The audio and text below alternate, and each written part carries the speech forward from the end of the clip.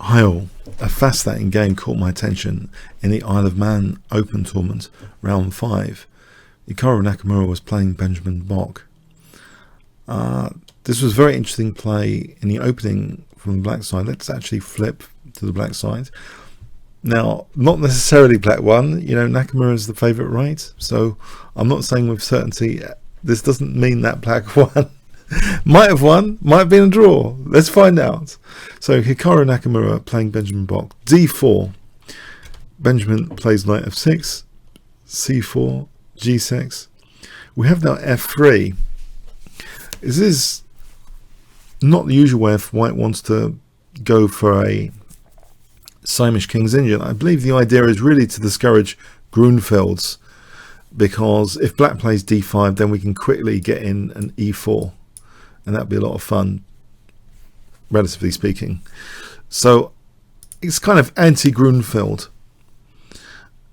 And here actually we have a very unusual move in response, and it looks rather silly. In fact, it's kind of as though black wanted to fianchetto and now doesn't want to fianchetto. Is opening up some more dark square weaknesses potentially, so it looks odd, but it can be a useful move.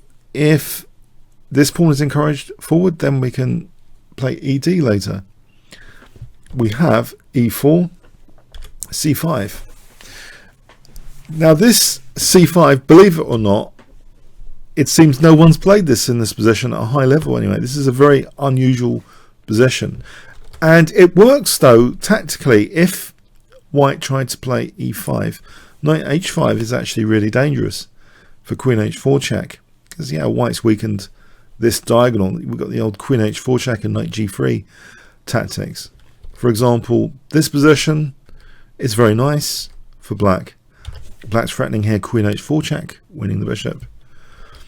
Here check, and then we can play knight g3. It just shows some of the dangers, and this trick doesn't work either, pinning, because we have check and we can win the rook. It just shows some of the dangers here, that this is really quite a tricky position after c5. So Nakamura plays d5, and it justifies e6. It makes sense. We have d6. So this is like a Benoni with a difference, as though white's weakened even more the dark squares by playing f3. Nakamura is in effect being tricked. Black shouldn't have this kind of position. It seems really nice. We have knight e2, knight ge2, bishop g7, and the knight goes to c3.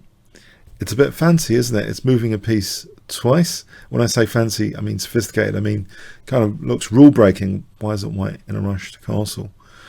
But yeah, he's got a bind on the position for sure. a6 clamps down on a b5 from black. But you know, this is not the only pawn to attack. This guy can be subject of attack, and in fact black gets super aggressive now. Knight h5, preparing potentially things like f5. Believe it or not, it's pretty soon. Bishop e3, e takes. Now white doesn't really want to expose things on the e file here. We have c takes, f5 straight off the bat. F5, very aggressive, super aggressive. E takes. Now there might be a nuisance potentially with g4 here, because any check, there's bishop f2. We see black taking with the pawn actually, which offers things like potentially f4 later, and the dark square grip is clear. Black's playing for a dark square grip. Queen d2, black castles, bishop e2. Now we see knight d7. He doesn't commit yet to playing f4, because it is going to weaken him on the light squares. White castles, but here actually he is tempted. f4, even though it's potentially giving up this e4 square. So we've got the classic Benoni structure, but against a kind of Simish gone wrong, with white having extra dark square weaknesses. And in fact now this justifies a bit. Queen g5, super aggressive play from black. It's outrageous, but black has also of course got this nice road to white's king. This is incredible. this pawn structure is very, very aggressive with this road to the king here. G4, just trying to push black back. The knight doesn't have to go anywhere at the moment. Knight E5. Pinned, of course, and the queen can always keep the pin on H4, Queen G6. We have King H1 unpinning. The knight does go back. And here we see Rook G1. Queen G6. And now Nakamura plays Bishop H4. To show the dangers, by the way, in this position, say a move like Knight A3, it seems as though Bishop takes G4 might be actually playable here.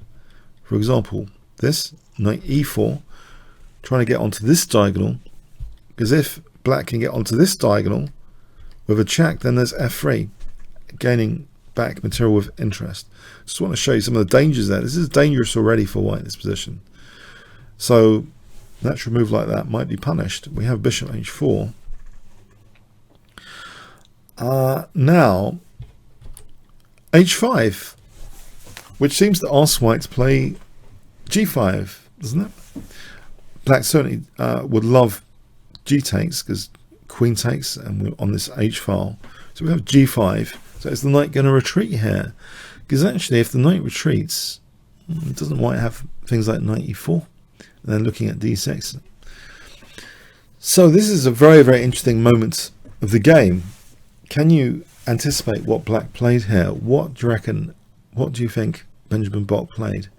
If I give you 5 seconds to pause the video, you can spend ages after that. 5 seconds to pause the video starting from now. Black to play.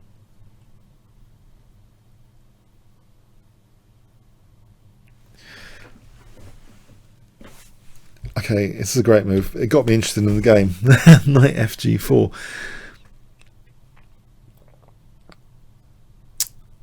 A lot of things are happening after this.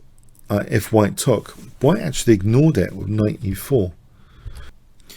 To give an idea of the dangers of this position if white takes, let's just follow this through. Say like this, Queen H5 targeting H2 potentially.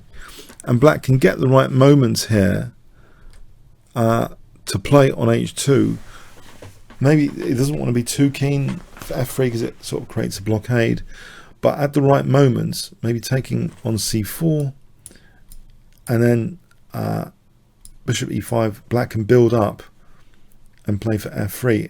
It's really dangerous, this position. So this is the kind of thing Nakamura wanted to avoid. He didn't want to take that bait. He didn't want to take the knight, basically. What he played was Knight E4, trying to keep things stable and less complicated and avoid complications. We have now Bishop F5, but black is still building up the pressure. And yeah, white's on the verge of collapsing. Things like Knight takes F3 now for Bishop takes E4 is threatened. Nakamura plays Knight F6 check. Now here things get really interesting. There's a really interesting underlying tactic. Another brilliant move from black in this position. Can you guess what black played here if I give you 5 seconds?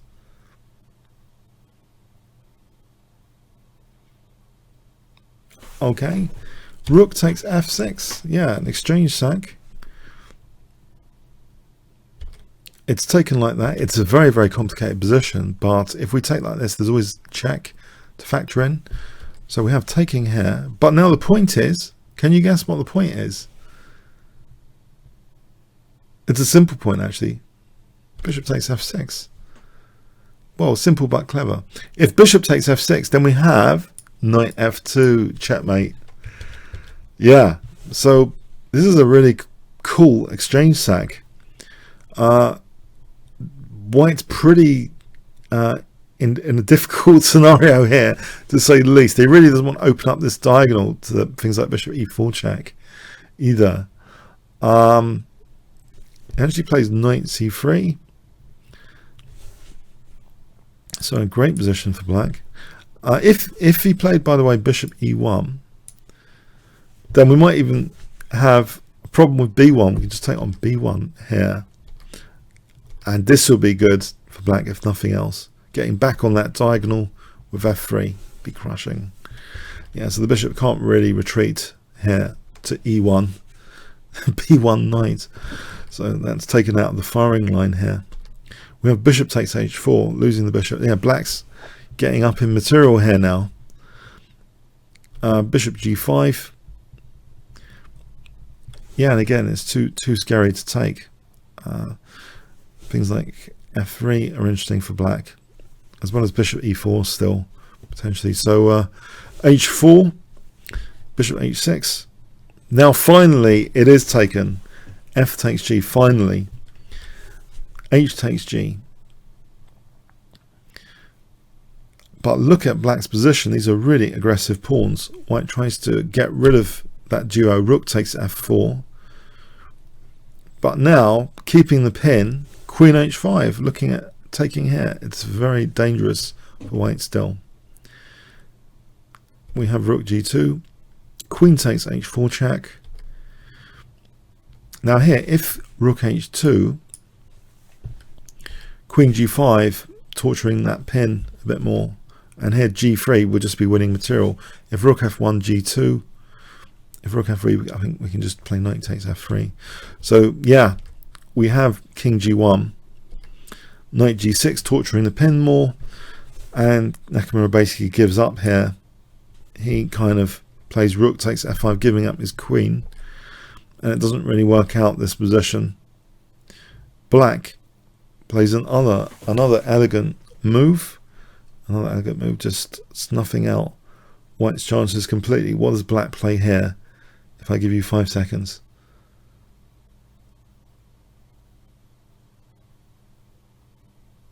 Okay. Bishop takes. Yeah, he doesn't mind giving back the queen.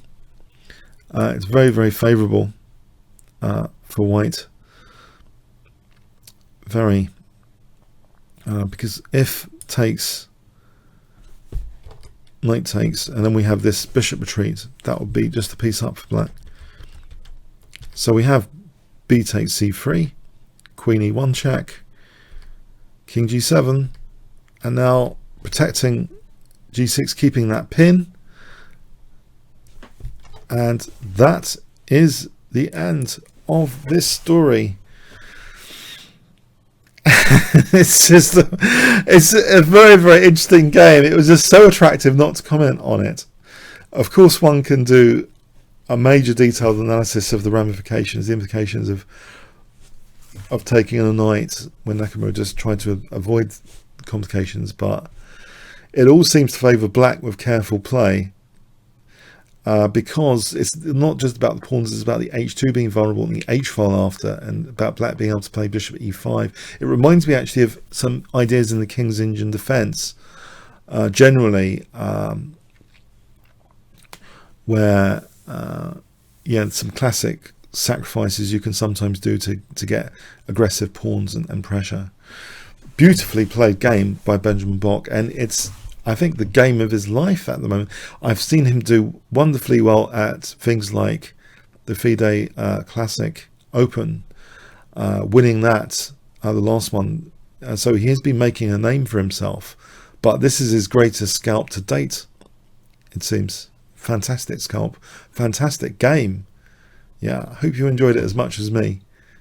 Comments, questions, likes appreciated. Thanks very much.